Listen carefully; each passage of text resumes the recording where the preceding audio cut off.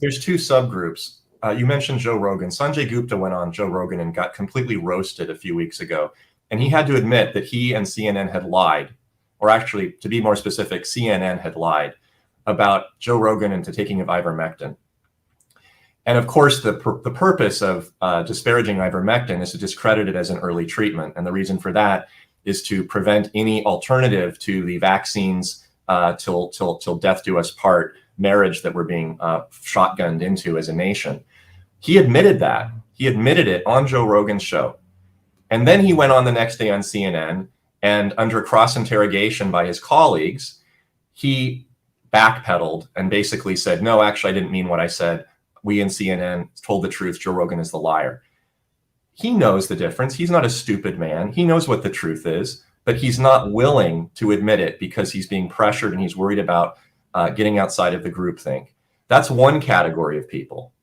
The other category are the ones who are delusional.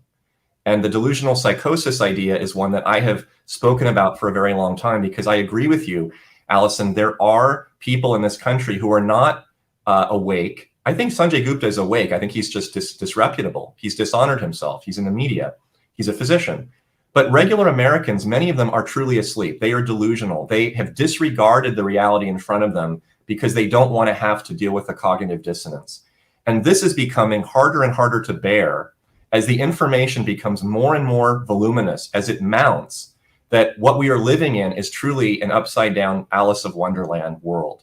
When you see vaccine failures mounting across the world, where people who are getting injections are getting 1, 2, 3 times reinfected, where the entire Brandon administration has been disappeared because of post triple shot vaccine breakthrough. What happened to Jen Psaki? She's gone off. She's disappeared. What happened to Governor Gavin Newsom, the Emperor of California? 12 days. He hasn't nowhere to be seen. He's like, where's Waldo? These people just got shots and then they disappear.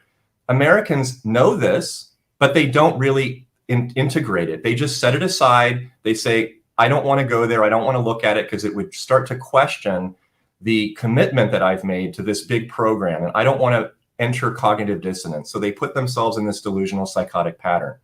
So there's two groups.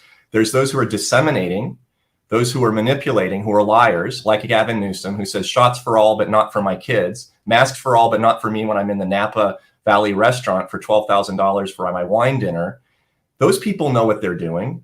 They're not hypocrites. They don't actually follow in their own lives what they say other people should be doing. So they admit through their actions that they're liars, they're disreputable. And then the Americans, they follow in line because they're deluded and they don't know how to question. So I think it requires both groups.